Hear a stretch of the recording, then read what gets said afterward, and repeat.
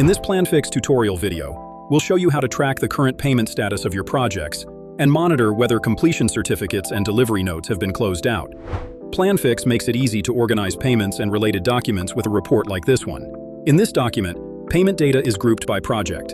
When you expand a group, you can see the tasks where payments were recorded, the amounts, and the supporting documents. The report pulls this data from data tag entries that employees fill out directly inside tasks. Let's set it up. To do this, first create a new data tag group and add financial operations to it.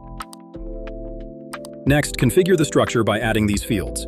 Use the date field type to set the date. Use the number field type to set the planned amount, actual amount, completion certificate, and delivery note. This will allow you to record payments. Specify the supporting document with the list field type. For quick document lookup, set the document number with the number field type. The data tag setup is now ready. Next, let's configure the report. First, enter a name for the report and select the object to pull the data from.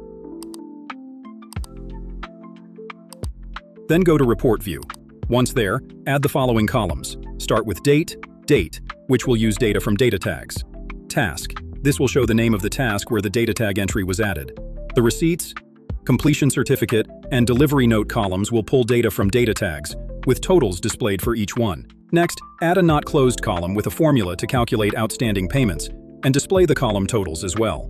The final step is to add columns for the document type and document number for each transaction. Now that the report view is set up, all you need to do is configure the selection parameters, grouping, and sorting. Now your report is ready. If you'd like, you can also add charts, diagrams, and access permissions.